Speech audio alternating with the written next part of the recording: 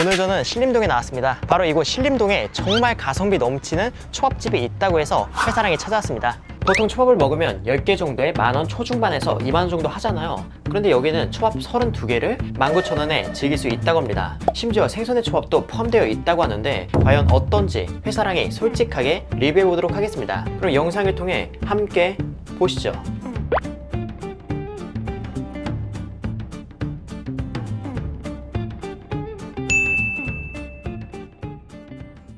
오늘 제가 찾아온 곳은 신림역 근처에 있는 초밥 아저씨라는 식당입니다. 이곳 신림동은 수험생들이 많이 살다 보니까 비교적 물가가 저렴한 편이거든요. 이곳의 평균 물가가 저렴함에도 불구하고 더 저렴하고 퀄리티도 나쁘지 않다고 해서 대표 메뉴 2가지를 테이크아웃 해왔습니다. 이곳 초밥 아저씨는 저렴한 가격만큼이나 인기가 많아서 예약 없이는 주문이 불가능하다고 합니다. 그래서 저는 3일 전에 예약했는데 그때도 이미 예약이 있어서 제가 원하는 시간인 오후 1시 대신 오후 1시 30분으로 변경해서 포장할 수 있었습니다. 그런데 이곳이 안에서 먹을 수 있는 공간이 있던데 식당에서 먹으면 예약 없이도 가능할까요?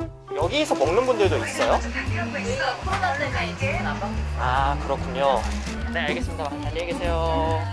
아쉽게도 코로나로 인해 식당에서 식사는 기약이 없을 것 같습니다. 그래도 평일은 비교적 여유가 있는 편이라 평일 오전에만 주문하면 웬만하면 당일 예약도 가능하다고 하더라고요. 아무튼 포장도 했으니 한적한 곳에 가서 맛보도록 하겠습니다. 우선 제가 첫 번째로 맛볼 거는 5,000원짜리 일반 모던 초밥. 되게 괜찮다. 지금 이 초밥의 구성을 보면 유호초밥, 오이마리 날치알 초밥, 점성어를 곁들인 롤초밥, 쭈꾸미 다리초밥, 계란초밥, 광어초밥 2개, 훈제가 아닌 생연어 초밥, 그리고 익힌 새우초밥, 이렇게 총 10개가 들어가 있습니다. 저렴하게 파는 초밥을 보면 생선의 초밥을 많이 안 주는 편인데 이곳은 10개 중에 5개가 생선의 초밥입니다. 구성으로 봤을 땐 가성비 있어 보이는데 맛은 어떨까요? 우선 제가 첫 번째로 먹을 건 광어초밥을 맛보도록 하겠습니다. 광어는 여기 있죠. 와, 뭐야? 되게 길어요. 지금 제가 회만 보여드리면 회 사이즈가 지금 이 정도예요. 그렇다 해서 막 엄청 얇다 그런 것도 아니고요. 그리고 밥은 이 정도가 들어가 있습니다. 초대리 양념으로 살짝 끈적하게 쥐어진 밥인데요. 밥의 퀄리티는 그렇게 높진 않습니다. 한번 맛을 볼게요.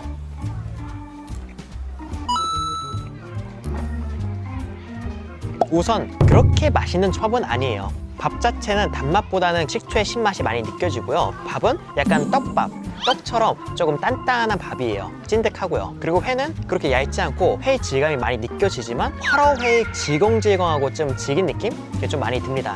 뭐 맛으로 봤을 때 그렇게 막 뛰어나다 그런 건 아니지만 5,000원짜리 초밥 세트에 이 정도의 회가 들어간 광어 초밥을 먹을 수 있다는 거 저는 괜찮다고 생각합니다. 그리고 제가 다음으로 먹을 초밥은 연어도 역시나 이렇게 깁니다. 사이즈가 꽤 되죠? 이것도 한번 맛을 보도록 하겠습니다.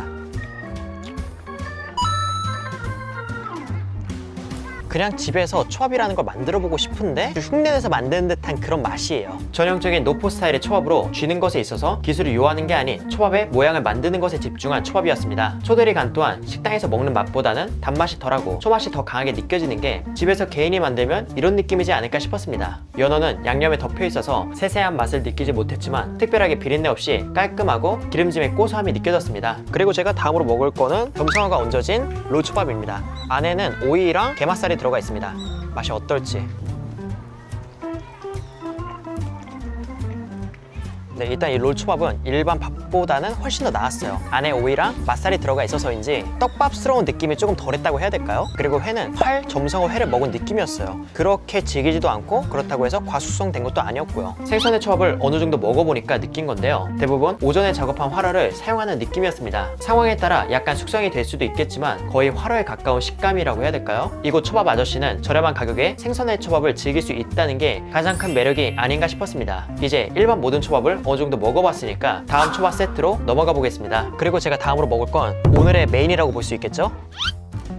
가족 모듬 초밥 큰 거예요. 총 32피스가 들었는데 가격은 19,000원. 물론 양이 많다 보니까 가격이 올라간 게 있지만 그렇다고 해서 위에 올라간 회가 질이 떨어진다 그런 것도 아니고 오히려 한 단계 업그레이드 됐어요. 구성은 아까랑 살짝 다른데요. 일단 생선의 초밥이 많이 들어가 있고요. 장어초밥, 구운 소고기 초밥, 구운 연어초밥, 그리고 간장새우 초밥, 그리고 광어 지느러미살도 들어가 있습니다.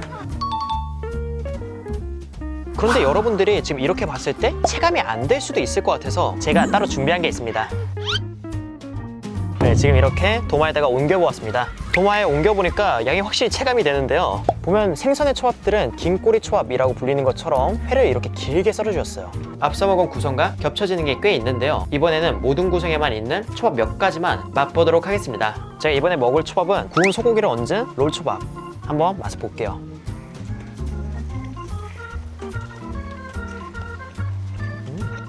일단 초밥들은 전반적으로 다 식어 있어요. 그래서 구운 초밥들도 식어 있는데 근데 생각보다 그렇게 질기지가 않네요. 사실 포장 초밥이라 가장 걱정했던 게 불로 구운 초밥이었습니다. 그런데 예상외로 질기거나 식었다고 해서 맛이 심하게 떨어진다거나 하지 않았던 소고기 초밥이었습니다. 그리고 제가 다음으로 먹을 초밥은 광어 지느러미 초밥.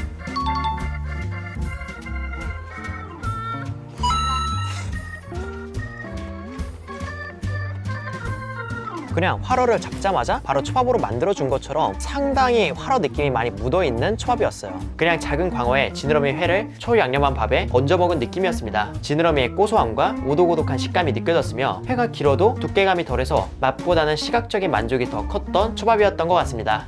지금 이렇게 해서 19,000원에 32개의 초밥을 어느 정도 맛보았는데요. 그런데 문득 궁금해지는 게 있었습니다. 신림의 다른 초밥집은 19,000원어치가 어떻게 나올지를요. 그래서 회사랑의 초아 아저씨 근처에 위치한 길초밥이라는 포장초밥 전문점에서 똑같이 19,000원어치를 포장해서 비교해보았습니다. 확실히 아까 전에 먹었던 거랑은 퀄리티 차이가 많이 나죠? 이렇게 해서 19,000원인데 여기에 우동까지 들어가 있는 것 같더라고요. 이 초밥은 어떤지 광어초밥을 한번 맛보도록 하겠습니다.